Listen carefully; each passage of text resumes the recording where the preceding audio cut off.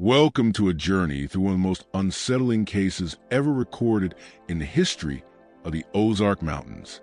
Before we dive in, I invite you to share in the comments where you're watching from and the exact time of day or night you're listening to this story. We're fascinated by the thought of when and where these chilling accounts find their audience.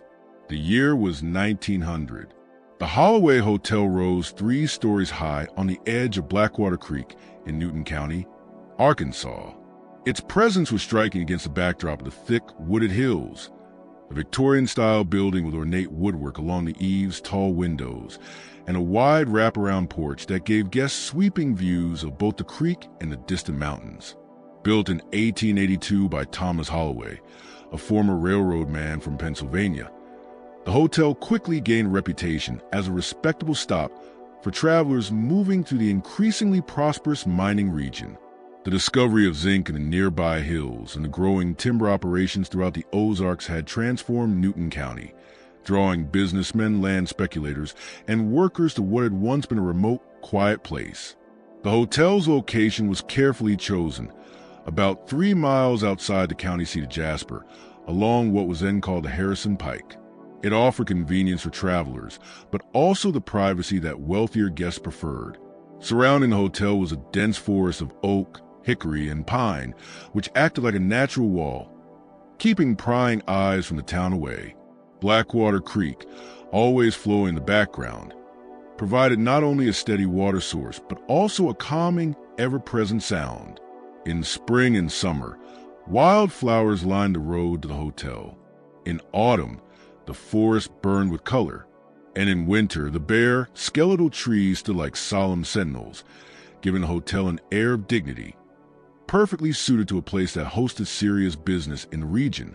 Records preserved in the Jasper courthouse tell us that the Holloway family purchased the land from the Harrington estate, whose value had dropped sharply after 3 mysterious deaths occurred on the property between 1876 and 1879. The first death was that of landowner William Harrington, attributed to heart failure, though the medical examiner's report noted the strange, twisted expression on his face, as if it died in sheer terror. The second was Harrington's eldest son, James, whose death was ruled accidental after he supposedly fell into an abandoned well. The third was a groundskeeper, Elijah Peterson, whose death was simply labeled misadventure. His body was discovered at the base of the hill behind the house, partially submerged in Blackwater Creek.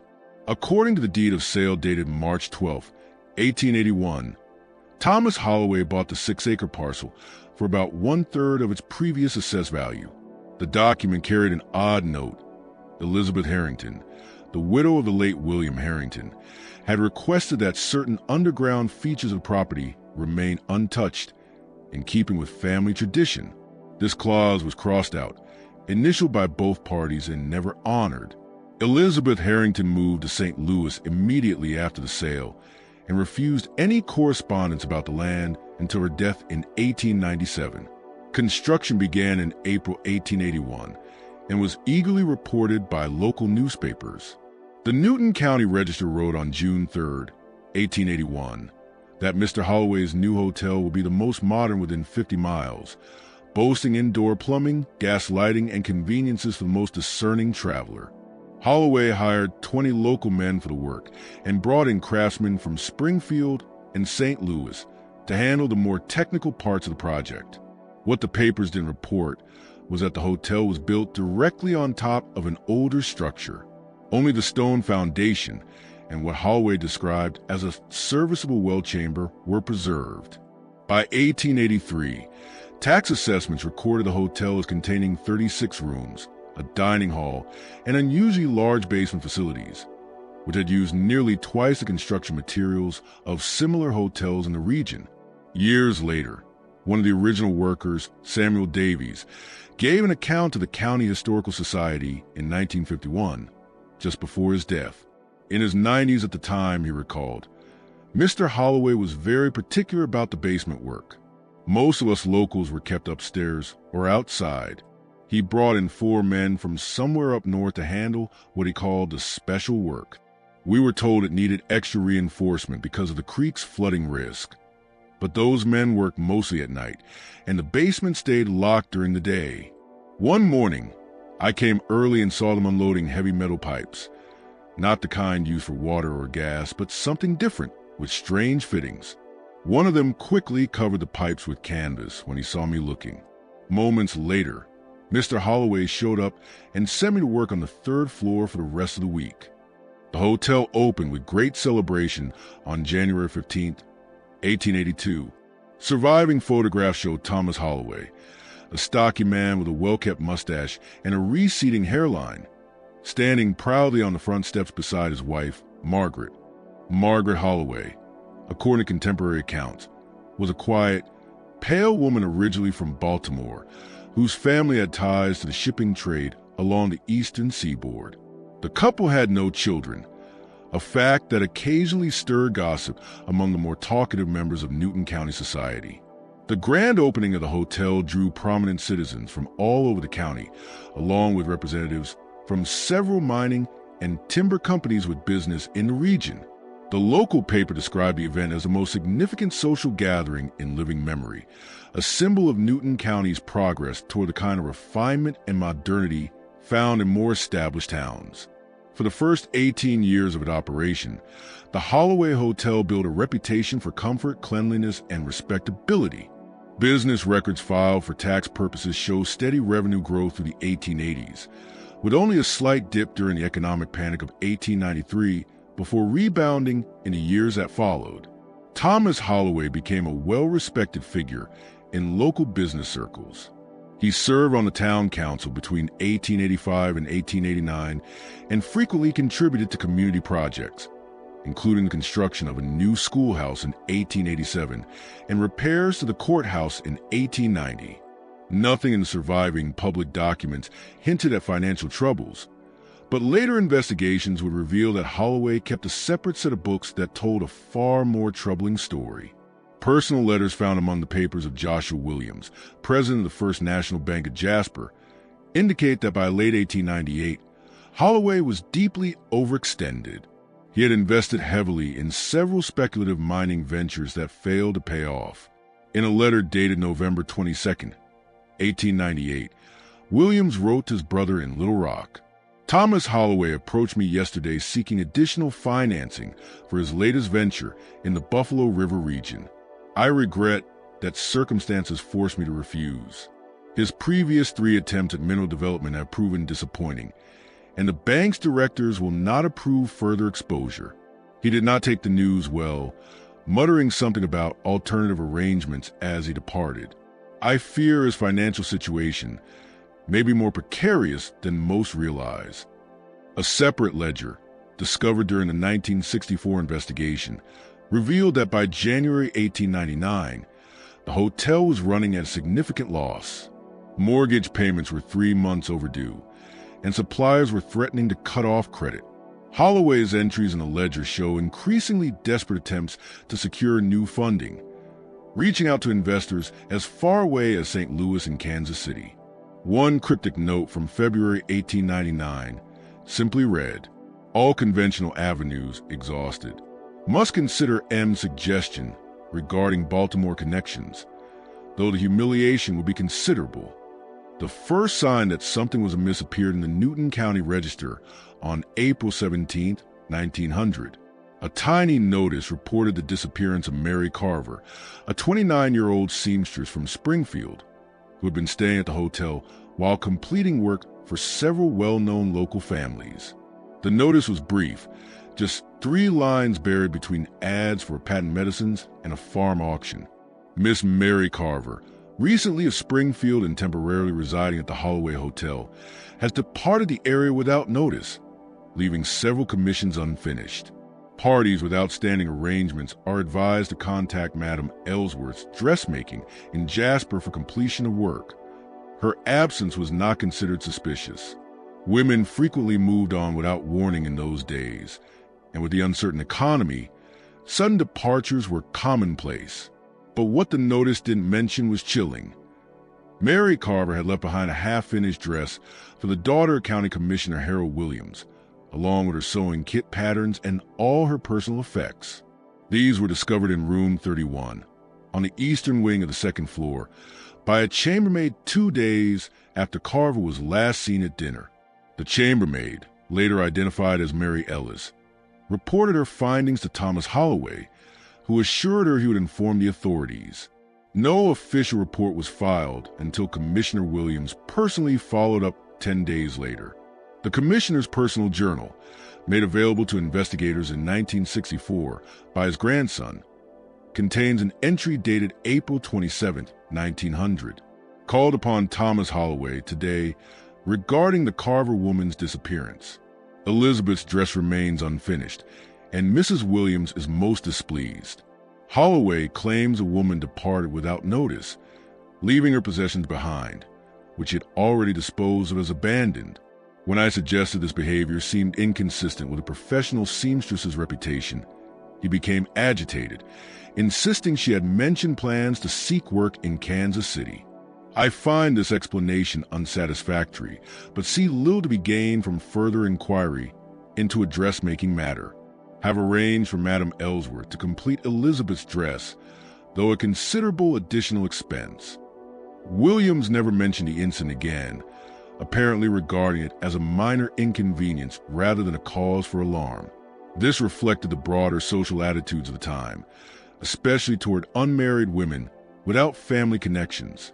The disappearance of such individuals rarely sparked a serious investigation, particularly when a man of Thomas Holloway's standing offered a plausible explanation. Less than 3 months later, the Register published another brief notice about a missing person. James Whitfield, a 42-year-old traveling Bible salesman, last seen checking into the Holloway Hotel on June 29th. His horse and sample case remained unclaimed in the hotel stable for nearly a week before the stable master reported the matter to Deputy Sheriff Lionel Hayes. The July 8, 1900 notice read, "Information is sought regarding the whereabouts of Mr. James Whitfield, representative of the American Bible Society, who may have traveled to Harrison or points beyond. Inquiries may be directed to the office of the sheriff." Local authorities did not yet consider either case to be connected. Authorities conducted what was described as a brief and cursory inquiry, which turned up no results. The hotel register showed that Whitfield had been given room 27, but when it was inspected 2 days later, the bed appeared untouched. Deputy Hayes' initial report, preserved in county records, notes, "Mr. Holloway states the gentleman departed before dawn on June 30th, leaving his horse and belongings to be collected by a colleague expected from Springfield. No such colleague has arrived. Telegram sent to the American Bible Society's regional office in St. Louis confirmed that Whitfield was indeed in their employ, but offered no explanation for his sudden disappearance or the abandonment of his property. The Society expressed concern, noting that such behavior was entirely inconsistent with Whitfield's 12 years of reliable service. They requested that the horse and samples be forwarded to their Springfield office until the matter could be resolved. Hayes' official report concluded with the observation that, while the circumstances were unusual, there was no evidence of foul play.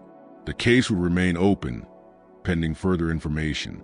The horse and Bible samples were indeed shipped the following week, and with that, the official investigation quietly ended. Privately, however, Deputy Hayes was not satisfied.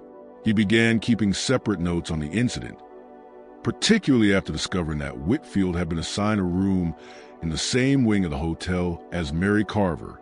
What tied these disappearances together was not what investigators found, but what they didn't. There was no luggage recovered, no personal effects claimed by family, and no bodies. Only empty rooms, beds that looked barely slept in, and a trail that went cold almost instantly. According to Hayes' handwritten notes, now preserved in the county archives, the deputy, a meticulous man who had served for nearly a decade, began to take a deep personal interest in what he saw as a troubling pattern at the Holloway Hotel. At first, his entries were formal and procedural, but as time went on, they became more personal and more suspicious. An entry from July 20th, 1900 reads, "Revisited the Holloway Hotel today, ostensibly to return papers found in Whitfield's Bible case. Requested to see room 27 again. citing concern that evidence might have been overlooked. Holloway initially refused, claiming the room was occupied, then admitted it was under renovation for water damage. Observed fresh paint on the floor near the bed. Questioned the timing. Holloway insisted these renovations had been planned for months, yet no record of such plans appears in previous inspections. Most curious, by September 1900, the pattern had become impossible to ignore. 3 more guests had vanished. A young married couple from Kansas City named Edward and Lillian Barrow, and a mining investor from Chicago named Samuel Crenshaw. All 3 signed the hotel register. All 3 were given rooms in the eastern wing of the 2nd floor, and none of them were ever seen again. The Barrows checked in on August 17th, planning to visit relatives in Harrison before traveling on to Texas, where Edward had secured work at a cattle operation. They were assigned room 29. Crenshaw arrived on September 2nd to assess local zinc mining opportunities and was given room 31, the same room where Mary Carver had stayed. Thomas Holloway insisted each guest had simply left early, producing receipts showing payment for shortened stays. When asked about personal belongings, Holloway explained that nothing had been left behind. Each missing guest, he claimed, had packed carefully and departed before dawn, when the main desk was unstaffed. Many of our guests prefer an early start, Holloway told Deputy Hayes during a formal interview on September 7, 1900, particularly those with long journeys ahead. We prepare cold breakfast baskets upon request and unlock the side entrance for pre-dawn departures. But Hayes's notes from October 3, 1900 take on a darker tone. Mr. Holloway's explanations grow less convincing with each passing incident. There is something in his manner, a tightness about the eyes when questioned, that speaks more concealment than a confusion. Today I press him about the Barrows, noting that their family in Harrison still awaits their arrival 2 months later. Holloway claimed they had changed their plans, detouring to Hot Springs. I asked how a couple of modest means could afford such a detour. He became visibly agitated, urging me to check the stage office records. The office has no record of them as passengers. Hayes also noted a disturbing pattern. Every missing guest was assigned to rooms 27, 29, or 31, all located in the eastern wing of the hotel. Today I requested access to these rooms again. Holloway claimed all 3 were occupied by a hunting party from Springfield. The register showed only 2 guests for the current date, neither from Springfield. When I questioned the discrepancy, Holloway said the 3rd hunter had not yet arrived. I remained in town until the evening stage arrived at 7:15 p.m. No passengers disembarked for the Holloway Hotel. The most chilling piece of evidence from this period is a letter dated October 9, 1900, written by Mary Ellis, the chambermaid at the hotel, to her sister in Joplin. The letter, discovered decades later during a home renovation in 1963, contains this haunting passage. I cannot sleep well anymore. The noises from below are constant now. Mr. Holloway says it is only the pipes or the foundation settling. But pipes do not make sounds like that. Pipes do not scratch. And they certainly do not sound like words. Mrs. Holloway looks almost as troubled as I feel. I have seen her standing at the basement door listening, her face white as freshly laundered sheets. Last Tuesday, after all had gone to bed, I followed Mr. Holloway when he thought no one was watching. He carried a tray of food down to the old cellar, the one the guests never see. He locked the door behind him and stayed down there nearly an hour. When he returned, the tray was empty and his sleeves were wet to the elbows. I handed him my notice the very next morning. I planned to leave for Joplin on Saturday's stagecoach. I simply could not stay in that place another week. The letter continues with details that Mary Ellis apparently chose not to share in her official statement to Deputy Hayes. There's something else. Something I never told the deputy when he asked me about the missing guests. The night before Miss Carver disappeared, I was turning down the beds on the 2nd floor when I heard Mr. Holloway in his office. The door was ajar, and I could see him at his desk, working with something hidden beneath the surface. Small levers or switches built into the underside of the desk. He was muttering under his breath, saying something about preparation and mechanism engagement. When he saw me in the hallway, he slammed the drawer shut and demanded to know why I was upstairs after hours. I explained my duties, and he seemed to calm, but told me to finish quickly and go to bed immediately. The next morning, Miss Carver was gone, and room 31 had that same strange smell, like wet metal and something sour I couldn't place. I've noticed that smell every single time someone disappeared, always in those 3 rooms on the eastern wing. Mary Ellis left exactly as planned on October 13th, 1900. Her replacement, Sarah Jenkins, a local woman, lasted only 17 days before abruptly quitting, leaving behind even her last week's wages. No written record of her experience survives, but in 1967, her grandson told the Historical Society that his grandmother never spoke of her time at the Holloway Hotel. She would say some places aren't meant for decent folk to linger, he recalled. She wouldn't even walk on that side of the street for the rest of her life. Once, when I was about 12, I asked her directly what scared her so badly.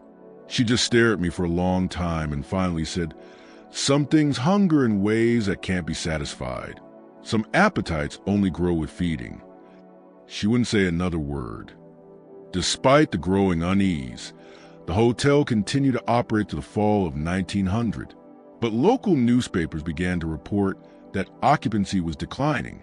Townsfolk were avoiding the place. Deputy Hayes filed a report on November 12th, noting that locals no longer took their Sunday meals at the Holloway dining room, even though it was the only proper restaurant within 15 miles. Most gave polite excuses about preferring home cooking, but in private, several admitted fear. Rumors swirled of strange noises from the basement, and that same strange odor that seemed to cling to the eastern wing. Hayes himself noted, "I have smelled it twice during my visits. A sour, organic stench, not like plumbing or kitchen waste." Holloway dismisses the complaints as country superstition and blames a faulty septic system, claiming repairs are scheduled. Hayes's private journal reveals his frustration. Judge Prescott denied my request for a search warrant again, claiming insufficient evidence of criminal activity. He and Holloway are lodge brothers at the Masonic Hall. Perhaps that explains his reluctance. I have written to the federal marshal's office in Fort Smith seeking advice. Something unnatural is happening at the Holloway Hotel. 5 individuals, perhaps more that have gone unreported, have vanished without a trace in just 6 months. This cannot be coincidence. Yet through official channels, my hands are tied. Then came the winter that turned concern into horror.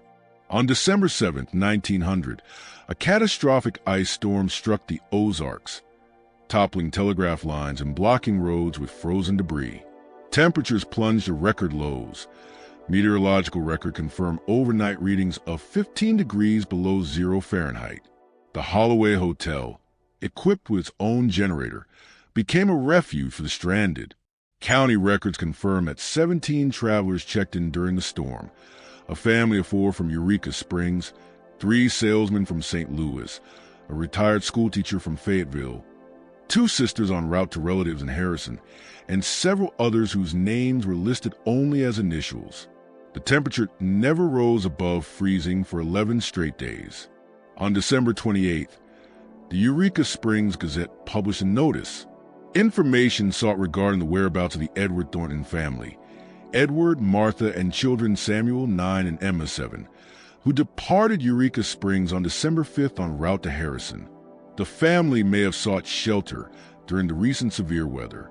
Any persons with knowledge of their movements are requested to contact the Gazette office or Sheriff Thomas in Harrison. No reply was ever printed.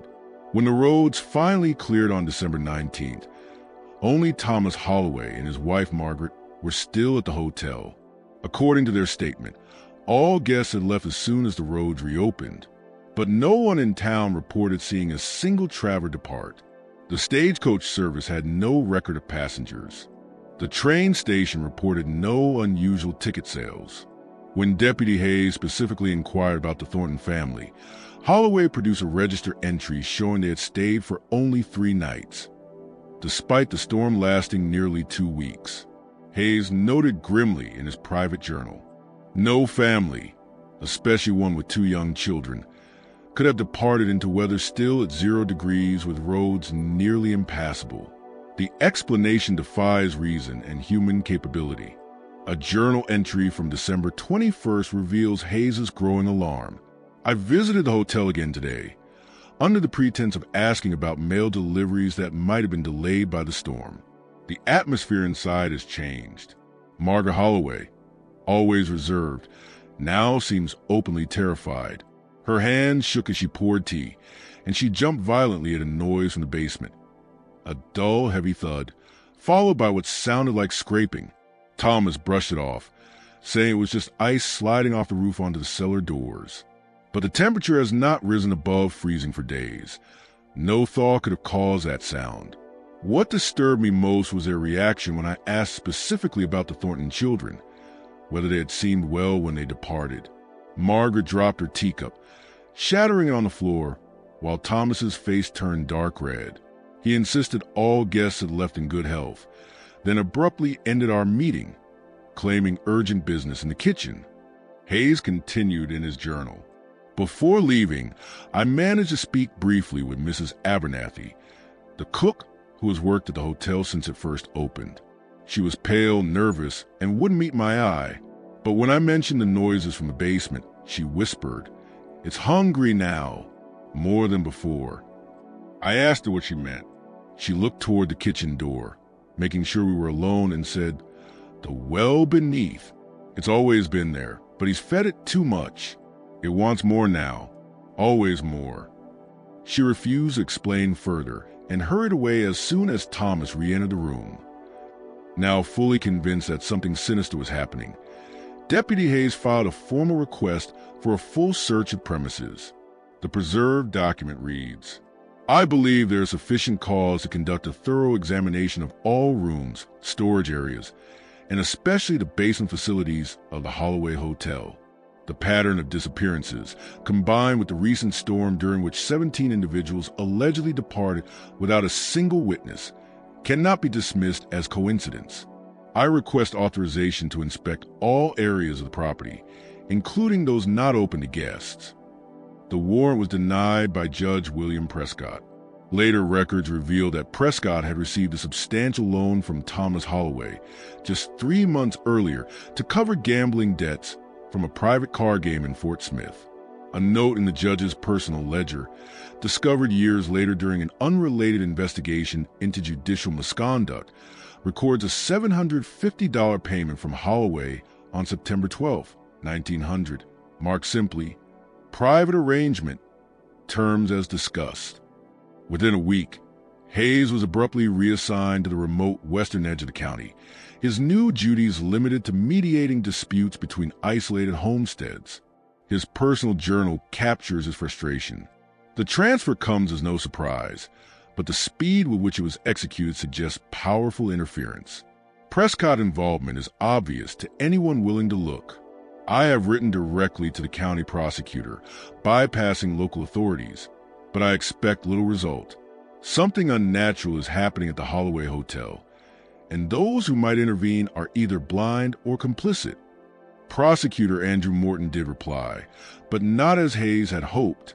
In a curt note dated January 7, 1901, he warned, "Focus on your new duties and leave the Holloway matter to those in a position to handle it properly. Continued unauthorized investigation may result in more permanent reassignment. The matter is closed." Morton's personal ties to Judge Prescott were well known. The two men had been law partners before Prescott's appointment and still shared financial interests. Despite dwindling business, the hotel remained open to the winter and into the spring of 1901. Locals avoided the place entirely. Travelers passing through chose humble boarding houses or even campsites rather than stay at the once prestigious Holloway Hotel. Thomas Holloway was seen frequently traveling to Eureka Springs and Harrison, reportedly seeking loans for renovation and expansion. Bank records from Harrison National Bank include an entry dated March 27, 1901 that reads simply, Loan application T. Holloway, Jasper, denied. County authorities had previously raised concerns about the hotel's financial viability, likely influencing the decision. During this time, Margaret Holloway's health began to fail. Dr. Samuel Wilson, the county physician, recorded 3 visits to the hotel between January and March of 1901 to treat her for nervous exhaustion and auditory disturbances. His notes, later turned over to investigators, described Margaret's complaints of constant noises beneath the floorboards and voices calling her name from the walls. He prescribed laudanum and suggested she stay with relatives until her condition improved, but Thomas refused, insisting such measures were unnecessary and impractical. One of the most chilling artifacts from this period is a letter Margaret wrote to her sister in Baltimore, dated February 17, 1901. It was never sent. The letter was discovered in the drawer of her writing desk after the fire that destroyed the hotel. In it, she writes, "I can bear this no longer, Elizabeth. The things Thomas has done in the name of financial salvation have damned us both. The noises never stop now. Scratching, whispering, sometimes what sounds like children crying.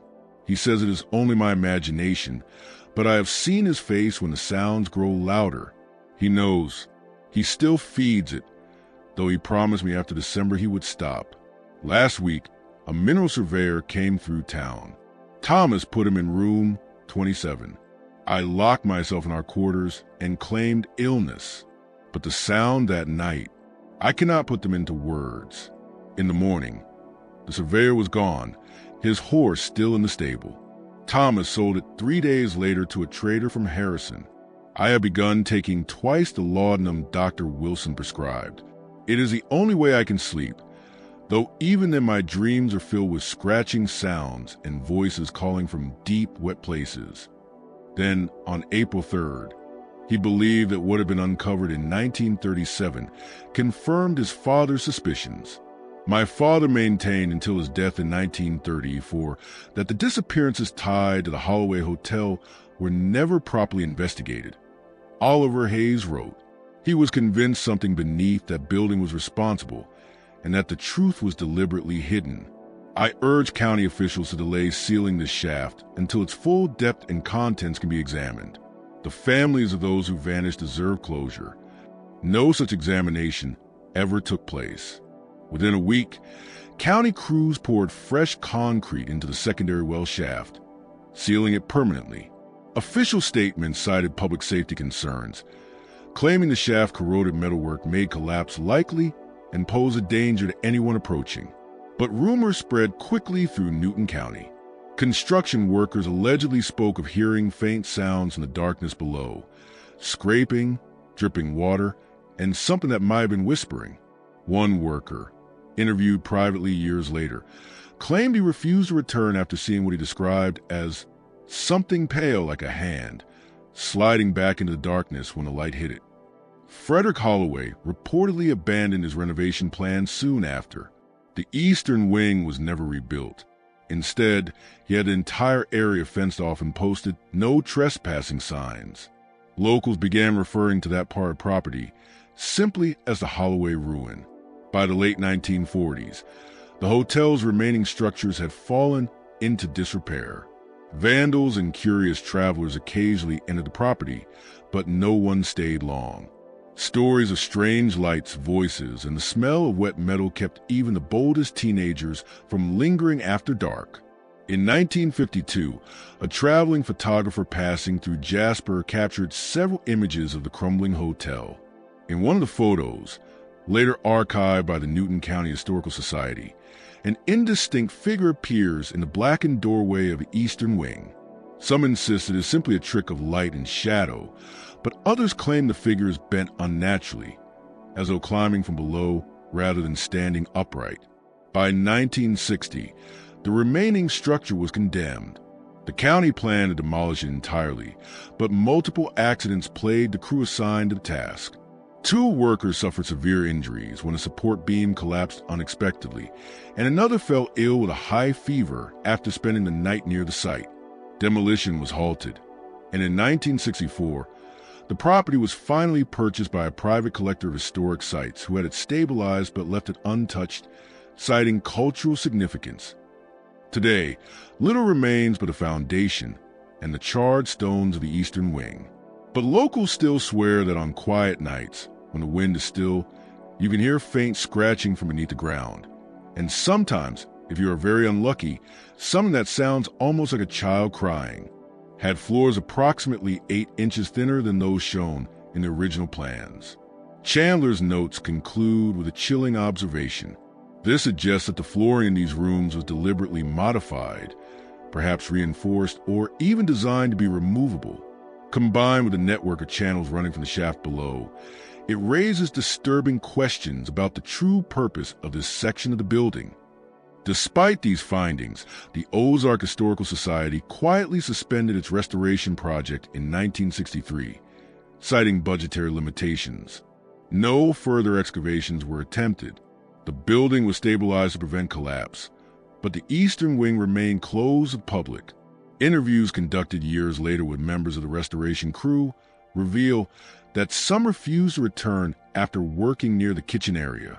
One carpenter, James Wilcox, claimed that while inspecting the subfloor near the newly discovered third shaft, he heard what he described as a metallic scraping, like chains being dragged slowly across stone, coming from somewhere deep below.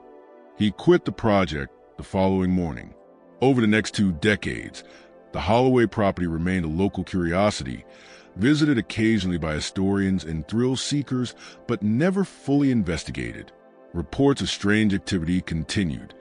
Sounds of knocking or dragging from the foundations, sudden drops in temperature, and a persistent odor of wet metal lingering near the eastern foundation. By the late 1970s, the Society placed a permanent fence around the property and posted warning signs citing structural instability. This did little to stop local legend from growing. Some claimed that animals refused to cross the eastern side of the lot, while others swore they saw pale shapes moving between the stones on moonless nights. Chandler's notes, now digitized and available through the Newton County Historical Archive, remain one of the most detailed examinations of the property's strange architecture. To this day, no official explanation has been offered for the shaft's purpose, the missing blueprint sections, or the unusual connection to the rooms where so many had vanished more than a century ago. Financial necessity of it all. The journal entry from that day is almost feverish in tone. I can no longer think of it as an accident in geology. This thing, whatever it is, has allowed me to build a system that will keep us from ruin. The debt collectors may knock, but they will find nothing left to collect once the mechanism is engaged. It consumes all without a trace, and in its hunger, I find my deliverance. Subsequent entries grow darker still. Holloway describes testing the mechanism with larger subjects, though he avoids explicitly naming them. He notes that the process was nearly silent, save for sound from below that is neither water nor wind, but something deeper, as though the earth itself were drinking. Margaret's state appears to deteriorate rapidly at this point. One entry notes that she spent several nights locked in her room, praying aloud until her voice failed. Another mentions that she began leaving the property for hours at a time, returning pale and shaking. Holloway's tone shifts from irritation to cold determination.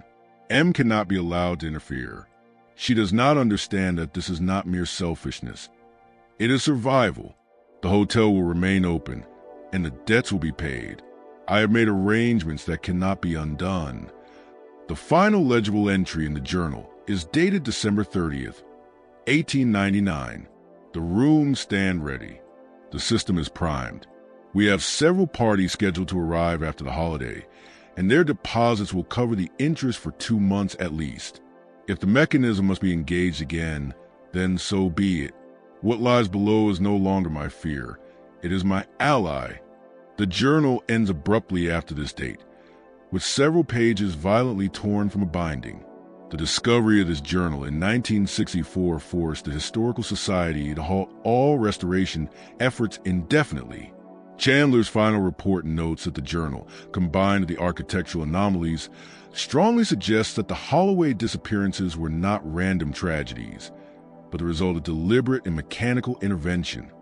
The journal was sent to the state archives for preservation, but no further investigation was launched. The society, citing a lack of funds and a growing unease among the volunteer crew, formally suspended the project later that year. The property was locked, boarded, and placed under limited access, where it remained for nearly a decade before the next wave of researchers reopened the case. Necessity. The first test using livestock was successful. The well accepts everything. The sounds afterward were unexpected, hollow, deep, almost like something struggling, but they cease within hours. The substance does not simply consume flesh and bone, but every trace of organic material. Wood, leather, fabric, everything vanishes. Only metal remains, and even that shows signs of corrosion after prolonged contact. I have devised a mechanism for retrieving valuable items before they are damaged. Our financial salvation is now assured, provided we select our candidates carefully. The journal then becomes darker, beginning in April 1900. Each entry documents what Thomas Holloway calls contributions to the well. Each page lists a room number, the estimated weight of the occupant, and the time required for complete processing. Names are never written, only initials. The first entry, dated April 12, 1900, reads, MC, room 31. Approximate weight, 130 pounds. Processing complete within 6 hours. The well's satisfaction evident in the quiet that followed. Financial benefit recovered. Personal effects valued at approximately $37 plus paid room rate. No inquiries expected, as subject has no local connections. Mechanism performed flawlessly. Activation from office produced no audible disturbance to adjacent rooms. M took additional laudanum and claims no knowledge of events. Subsequent entries follow the same cold, clinical pattern, growing ever more detached. An entry from June 30th, 1900. JW, room 27, approximately 180 pounds. Processing required 9 hours, longer than anticipated. Some mechanical noise from beneath the floor afterward, requiring explanation to guests as building settling. Financial benefit. Horse and sample case sold in Harrison for $41, plus recovered currency of $17. Employer may inquire eventually, but connection to this establishment will be difficult to establish definitively. M increasingly agitated despite increased laudanum. Claims to hear scratching sound from basement even when I detect nothing. An August entry describes the disposal of the Barrow couple. EB and LB, room 29, combined weight approximately 310 pounds. Largest contribution to date. Processing required 14 hours and produced unusual effects. The substance level in all 3 shafts rose noticeably, and luminescence was observed for approximately 20 minutes following complete dissolution. Most troubling was the auditory phenomenon. Distinct vocalizations emanating from the primary chamber for nearly an hour after processing completed. M heard these clearly despite being 2 floors above and under the influence of laudanum. She became hysterical, requiring physical restraint and additional sedation. I may need to consult Dr. Wilson regarding a more permanent solution to her increasing instability. The most chilling pages describe December 1900, the time of the Great Ice Storm. An entry dated December 11th contains only a single sentence. Today was most productive. Rooms 27, 29, 31, 14, 16, and 22 all activated. Total approximate weight, 1,040 pounds. The well feasts. Processing ongoing through night. Sound levels higher than previous, but storm covers adequately. M took laudanum and retired early. Financial benefits substantial. The children were unexpected additions, but necessary given circumstances. The T family particularly lucrative, jewelry, pocket watch, and travel funds totaling nearly $200. This should resolve all outstanding debts with sufficient remainder to facilitate relocation if necessary. 7 days later, the tone of the journal changes dramatically. December 18, 1900. Something has changed. The well's behavior following the December 11th contributions has been unprecedented. The substance level has risen in all shafts, nearly reaching the basement floor in some areas. Luminescence now constant rather than temporary. Most concerning are the sounds, no longer simple scratching or isolated vocalizations, but what appears to be coordinated phonation. M claims she can distinguish words, though I maintain this is impossible. She insists the voices are calling her name specifically. I have increased her laudanum dosage again, though Dr. Wilson expresses concern about potential dependency. Holloway then describes a physical transformation of the substance itself. The consistency has altered, becoming more viscous, almost textile in appearance. In the primary chamber, formations have emerged that bear unsettling resemblance to anatomical structures. Tissue configuration suggesting partial reconstruction of consumed material. This was not observed in earlier stages and indicates a fundamental shift in properties. The final legible entry, dated March 18, 1901, reads, M can no longer bear it. The sound from below have changed. She swears she heard words last night, not just scratching. I reminded her that nothing survives the well's embrace. Nothing returns from those depths. But even I must admit that the quality of the noises has altered. Perhaps we have been too greedy. Perhaps the well has limits we have exceeded. We will conclude operations and depart as soon as arrangements can be made. Denver offers opportunity, without the burden of what lies beneath us here. M insists we burn the eastern wing before departing, says it must be cleansed of fire to prevent what she calls continuation of the cycle. I have indulged this request as the insurance policy now provides sufficient coverage to establish us comfortably elsewhere. The arrangements are in place. 3 days hence, we shall be free of this place in its hungry darkness. The discovery of this journal sent shockwaves through the Ozark Historical Society. They immediately contacted state authorities, and a preliminary investigation began on April 30th, 1964, led by State Police Detective Warren Mitchell. Mitchell's report notes, the journal appears authentic based on paper composition and ink analysis. If genuine, it suggests Thomas Holloway may have been directly responsible for numerous homicides at the hotel site between 1899 and 1901. However, the journal's references to the well and its embrace remain frustratingly unclear. The technical descriptions seem to indicate that some sort of mechanical apparatus had been installed to deliver victims into a lower level of the hotel, but the exact nature or purpose of the processing mentioned remains entirely speculative. Mitchell continues in his report. Preliminary excavation around the foundation reveals evidence consistent with Holloway's descriptions of modifications. Structural analysis confirms unusual floor construction in rooms 27, 29, and 31, with clear evidence of hinged sections and mechanical trigger mechanisms. These were accessible from a hidden passage connected to what would have been the hotel owner's office. The design appears intended to collapse the floors of selected rooms, creating a chute-like effect that would channel any contents directly into the eastern shaft. Similar, though less sophisticated, mechanisms were identified connecting the private dining room to the kitchen shaft. The technical achievement is considerable, particularly given the limitations of the time period. This strongly suggests that Thomas Holloway possessed engineering knowledge far beyond what his background would have indicated. On May 7, 1964, excavation began at the tertiary shaft beneath the former kitchen. Workers removed the concrete seal and discovered a metal-lined shaft approximately 30 feet deep, terminating in a chamber roughly 15 feet in diameter.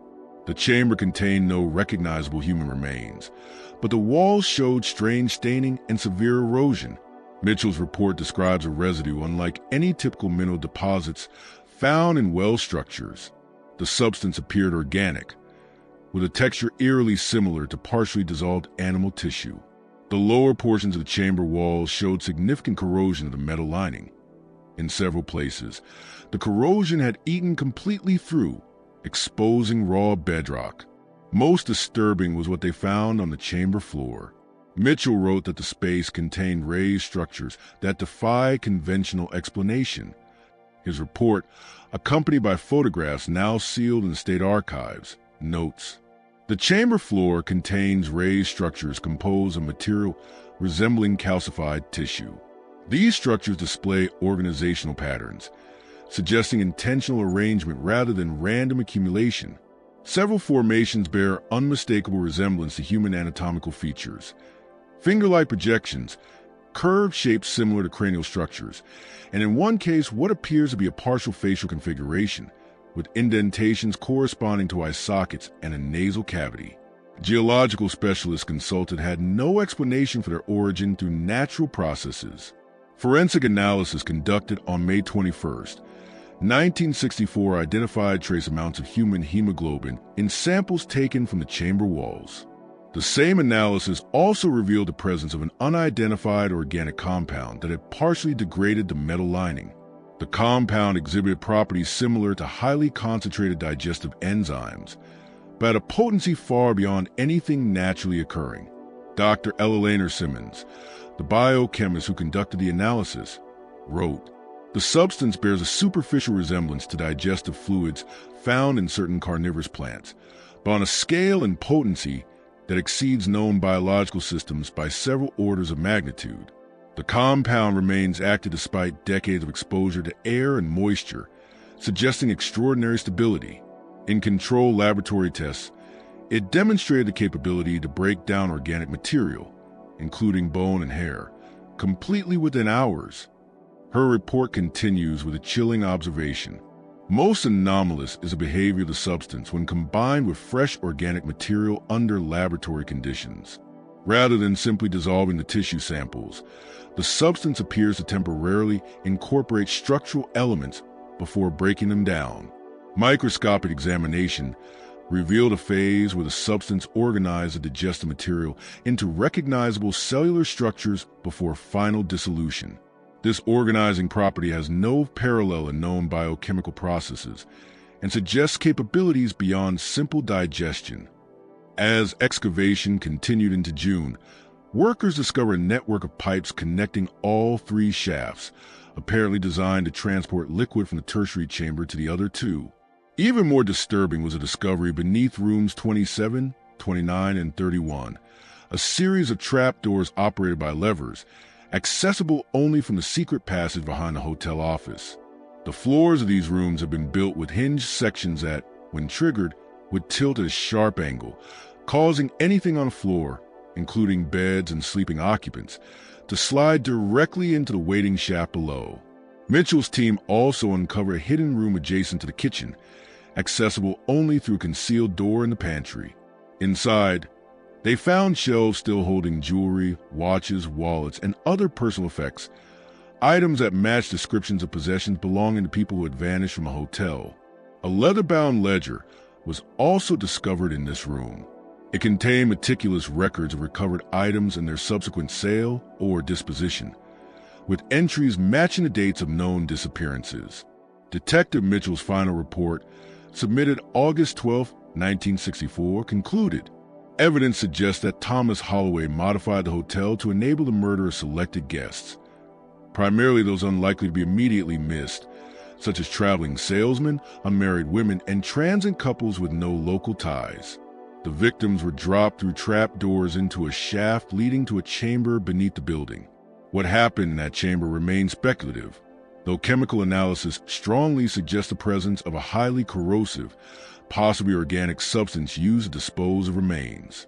Conservative estimates based on hotel records indicate as many as 27 individuals may have been victims between April and December 1900.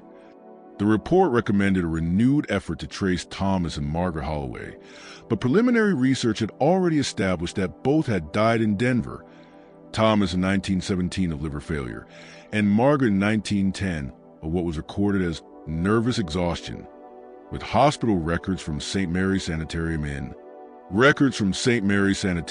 Denver indicate that Margaret Holloway was admitted in June 1908 following what was described as a severe nervous collapse, accompanied by auditory hallucinations and uncontrollable agitation.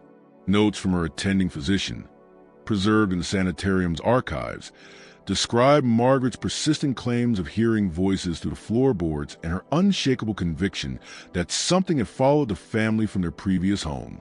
One of the most revealing documents from this period is a transcript of an interview conducted with Margaret by Dr. James Harrington, no relation to property's earlier owners, on September 3rd, 1908.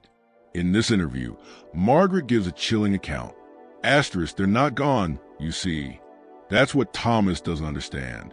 The well doesn't truly consume them. It transforms them. They become part of it. But they don't disappear. I hear them at night, calling through the walls. At first, it was just sounds, scratching and tapping, then words, my name, over and over. Now they speak in full sentences. They know things they shouldn't know. Private conversations, thoughts I've never shared. They're learning, growing stronger. The more it consumes, the more aware it becomes. Thomas fed it so many during the storm. The children were the worst of all. Their voices are the clearest now. They follow us. Denver isn't far enough. Nothing would be. Asterisk. The interview continues with Margaret describing what she called visitations. Asterisk. Sometimes I see them, not just hear them. They rise from drains, seep through cracks in the floorboards. They have no proper shape, just pieces of what they once were. A hand here, a face there, merging and separating like smoke. But they're becoming more solid. Last night, one of them touched me. A cold, wet contact on my arm that left no mark, but felt as real as your hand would. It had a child's fingers, small, searching. They're learning to reach through, to extend beyond the pipes and chambers that once contained them. Distance doesn't matter now. They've found us, and they are so hungry. Asterisk. The investigation into the Holloway property stalled through the rest of 1964, crippled by the age of the case and the absence of any identifiable remains. In December that year, funding for the project was redirected to more current investigations, and the site was sealed once again. The Historical Society, worried about liability and deeply unsettled by the findings, sold the property to the county for a nominal fee in March 1965. In 1968, the land was purchased by developer Conrad Westfield, who planned to demolish the remaining structure and construct a modern motel to cater to the growing Ozarks tourism industry. During demolition in February 1968, workers breached the sealed primary well shaft. According to the foreman's incident report, filed with county authorities but never released to the public, one worker, identified as Joseph Keene, 34, was lowered into the shaft to assess its stability before removal. Keene descended roughly 40 feet before radio contact was lost. When he was hauled back up 7 minutes later, he was found in a state of extreme distress, unable to clearly articulate what he had seen. He was immediately transported to the regional medical center, where he was treated for shock and hallucinations. Medical records note that Keene repeatedly told staff, "It's still alive down there. The well isn't empty." When pressed for more detail, he claimed there was movement in the dark, something that spoke without a mouth. His chart contains a disturbing note. Patient was observed attempting to plug his ears with cotton taken from his pillow. When questioned, he said, "It knows my name now. It's calling me." A more detailed account comes from Dr. Michael Reynolds, Keene's attending physician. His private notes, later provided to investigators, read, asterisk, patient exhibits symptoms consistent with extreme psychological trauma. No major injuries observed. Only minor abrasions consistent with rapid ascent through a confined space. Most troubling is the patient's insistence that something in the shaft communicated with him directly, not through speech, but through thoughts he described as not my own, pushing into my head. He reports that it revealed specific details about his childhood, incidents he had never shared with anyone on the work crew. Patient also described seeing shapes in the darkness, not just shadows, but figures forming out of something like thick, black water. Faces appeared and dissolved, staring back at him. When I suggested oxygen deprivation as a possible cause, patient became agitated, shouting, "It touched me! It knows me now. It won't forget. Asterisk. Keene checked himself out of the hospital against medical advice on February 17, 1968. That same day, he left Newton County and, according to a brief follow-up investigation, relocated to Oregon. He declined all future requests for statements about what had happened in the shaft. A single letter from Keene to the county sheriff, dated March 3, 1968, contained only this plea. Whatever is down there should remain buried. Fill it with concrete, fill it with stone, then pray it's enough. Westfield abandoned the development project shortly afterward, citing environmental concerns.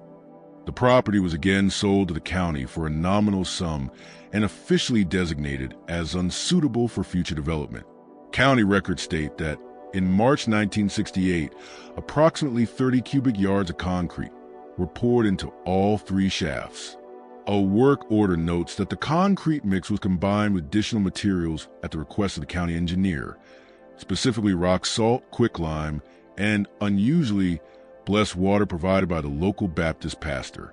Today, nearly a century after the events at the Holloway Hotel, the site remains undeveloped.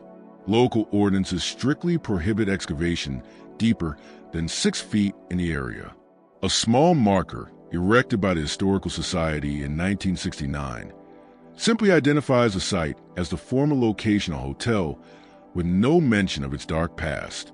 Blackwater Creek continues to flow nearby, and during heavy rains, the old foundation stones can sometimes be seen, briefly exposed as the soil is washed away. What remains unclear, and perhaps will always remain unclear, is the true nature of what Thomas Holloway called the well. His journal implies that he discovered something beneath the hotel, something capable of erasing bodies so completely that no trace remained. Forensic analysis conducted in 1964 confirmed the presence of unusual chemical compounds, yet their origin could not be determined. The mechanisms Holloway installed to deliver his victims to this strange entity or substance were precise, almost mechanical, allowing him to kill for financial gain without fear of detection.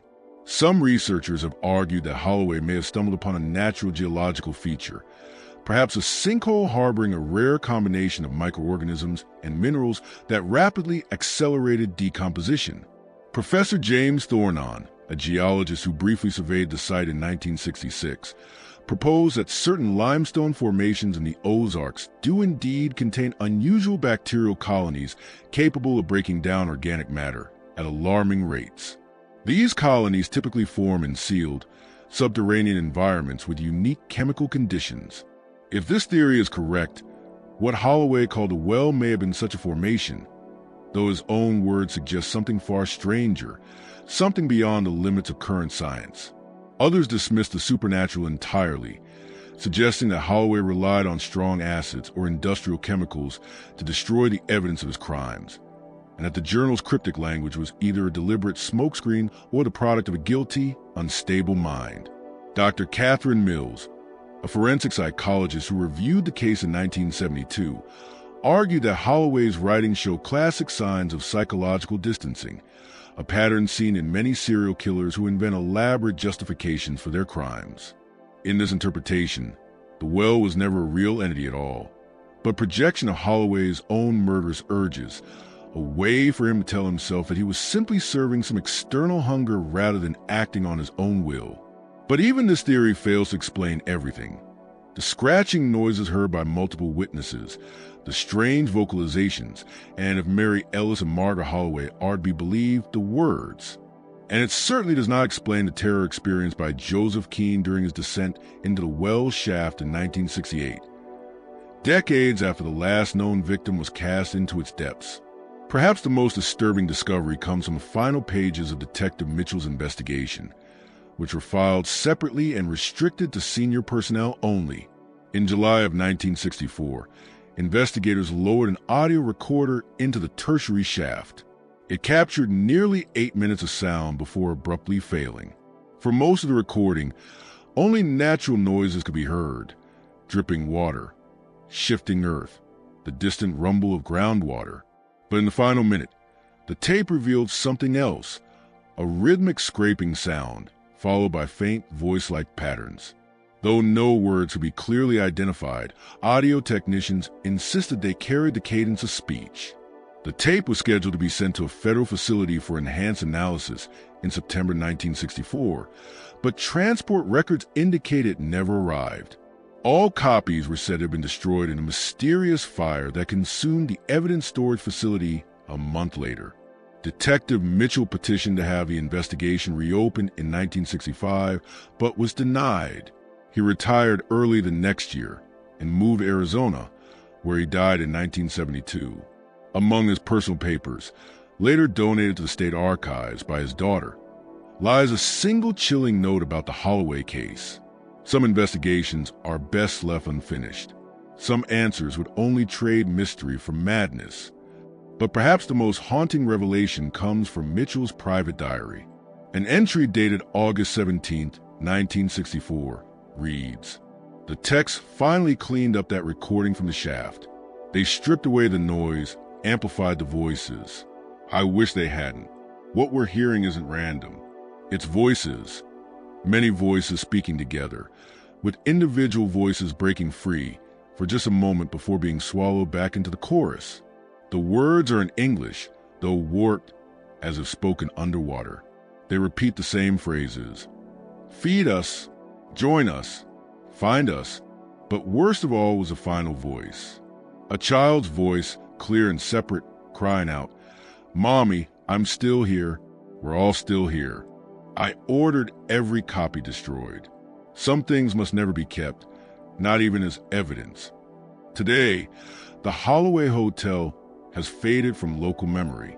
Its remains lie beneath an unremarkable wooded lot, surrounded by rusting chain-link fencing. Few residents know the story, and fewer still believe it. But sometimes after heavy rains, when the water table rises and the ground seems to breathe, hikers claim to hear something near the old foundation, a wet churning sound, a metallic scraping, and just at the edge of hearing, words. One park ranger, interviewed in 1966, recalled, "I was checking the boundary markers after the spring floods when I passed near the old hotel site. It was getting dark, but I know those woods. Then I heard it, like metal dragged across stone, slow and steady. Then something else, whispering, but not words I could recognize. Not English, not any language I know. It made the hair on my neck stand straight up. I've lived here all my life, and I've never felt fear like that. I left right then and haven't been back at dusk since." He later added an unsettling detail, not included in the official report. "The sound didn't just scare me, it pulled at me. I felt it in my gut, like something was tugging me toward the foundation. My thoughts grew foggy, filled with images I'd never seen. A hotel room with a bed against a wall, a dining room full of strangers, and a man with a mustache operating some kind of mechanism. I ran before I could see more. Mechanism beneath a desk. These were not like normal thoughts or memories. They felt as though they were being pushed into my mind from outside, vivid, forceful, and impossible to ignore. Without realizing it, I had begun walking toward the foundation. My body moved as if guided by something unseen. I had gone nearly 30 yards before the fog cleared just enough for me to resist. I forced myself to turn back. As soon as I did, the images dissolved, replaced by a single, alien thought that did not feel like my own. We are so hungry." The most recent documented incident occurred in August of 1967, when 2 geology students from the University of Arkansas were conducting soil surveys in the area. Their field recordings, preserved in the university archives but rarely accessed, contained 2 minutes of what they simply labeled unidentified subterranean acoustics. In the background of those recordings, almost inaudible beneath their technical chatter, something stirs, something that rises from the earth. At first, it sounds like rushing water, shifting stone, or perhaps just wind. But when enhanced through digital analysis, the sound reveals a disturbing truth. It carries the cadence of speech. Phonetic analysis by linguistics professor Dr. Robert Chambers confirmed patterns consistent with language, though matching no tongue known to humankind. In his restricted, unpublished report, Chambers wrote, "The vocalizations display syntactic structure and frequency modulation consistent with linguistic communication, but they use combinations of sound physically impossible for the human vocal apparatus." One of the students, Martin Coleman, later sent a private letter to the Historical Society, adding context that was never included in the official report. Asterisk, what the recording does not capture is what we saw that day. As we worked near the foundation, we noticed a strange darkening in the soil, spreading outward from the foundation stones like ink soaking through cloth. It moved against the slope of the ground, uphill, something that no natural liquid could do. As it reached the edge of our equipment, we felt the air grow suddenly colder, a drop of nearly 15 degrees. The insects in the soil began to behave unnaturally. They arranged themselves in shapes, patterns that almost formed letters. They would form and break apart, reforming into new shapes, as if trying to spell words we could almost recognize. When we tried to photograph it, all three of our cameras failed simultaneously. Then, as quickly as it appeared, the dark stain in the soil retreated when a hiker called out from a trail nearby. We left immediately. We never included these events in our report. No one would have believed us. Asterisk. And so the question remains, what speaks beneath the ruins of the Holloway Hotel? What waits in the darkness of a well that once fed on human lives? Perhaps it is merely wind passing through hidden caverns, water rushing through old pipes. Perhaps it is nothing more than imagination, giving voice to echoes of past horrors. Or perhaps, as Thomas Holloway himself discovered, the thing beneath the hotel was never simply a means of disposal. Perhaps the well had a purpose of its own. Perhaps it accepted his offerings. And perhaps it still waits there, beneath the concrete, beneath the fallen timbers, patient and endlessly hungry. The official investigation files remain locked away in the Newton County archives, accessible only by special permission, but rarely requested. The land itself remains undeveloped, protected by ordinances that almost no one remembers the original reason for. And deep below that soil, something may still be digesting its last meal, a meal of 27 souls, given by a desperate hotel owner who learned too late that some hungers, once fed, never stop. In the decades that followed, every attempt to develop the land failed, blocked by permits, accidents, or sudden financial collapse. Local residents quietly say the land is cursed, though most no longer remember why. Only a few elderly citizens recall the old stories, the ones their grandparents whispered about the Holloway Hotel, and the guests who checked in but never checked out. The official report concluded with a single recommendation: no future construction should ever take place on this land. The geologists who authored the report refused to elaborate, simply telling historians, some places in this world are best left alone. But the Historical Society uncovered one final, unpublished addendum. Asterisk, soil samples from the foundation show anomalous properties unlike anything in surrounding geology. Most disturbing is the presence of an unidentified organic compound capable of permeating even concrete and certain metals. When exposed to living tissue, the sample displayed increased molecular activity and physically oriented itself toward the source, as if aware of it. If these properties persist over time, no conventional containment may be adequate. Asterisk. Today, Blackwater Creek still runs beside the overgrown lot where the Holloway Hotel once stood. Nature has reclaimed most of the site, except for 3 barren circles where nothing grows, directly above the old well shafts. And sometimes, if you stand at the edge of that property on a perfectly still night, when the wind has died and the creek runs low, you may hear it. No longer just scratching, no longer just whispering. Something deeper, something in between, something waiting, something that remembers the taste of those who once fed it, and hungers still. A recent report from a hiker who strayed from the main trail in June of 1968 describes a discovery that still haunts him. He wrote of finding a perfect circle of dead vegetation, about 15 feet in diameter, centered on what appeared to be an old foundation stone. In the middle lay a small pool of something that at first glance resembled water, but it did not move as water does. Its surface was too thick, too deliberate in its motions, a slow, unnatural ripple, as though it were thinking. As he watched, the pool began to form patterns, curves and lines that almost looked like handwriting, fleeting shapes like letters drawn across its surface and then erased. He stepped closer, drawn to see more clearly. That is when the voices came, not aloud but inside his head. They knew his name. They knew things about him no stranger could possibly know. They promised to show him something wonderful, if he would only come a little closer, if he would just reach out and touch the surface of that pool. He found his hand already moving forward, reaching out, when his dog began barking, a frantic, desperate sound that shattered whatever hold those thoughts had over him. He turned to leave, but as he did, he felt something brush the back of his neck. Cold, wet, but solid like fingers. He ran all the way back to the main road. His dog refused to follow. She bolted into the woods and never returned. Sometimes, he says, he thinks she knew something he didn't. Something about what might have followed him home if she hadn't distracted it. The land remains undeveloped to this day, a quiet, overgrown testament to horrors that most have forgotten. The well continues its patient vigil beneath the earth, occasionally reaching out to remind the living of its presence.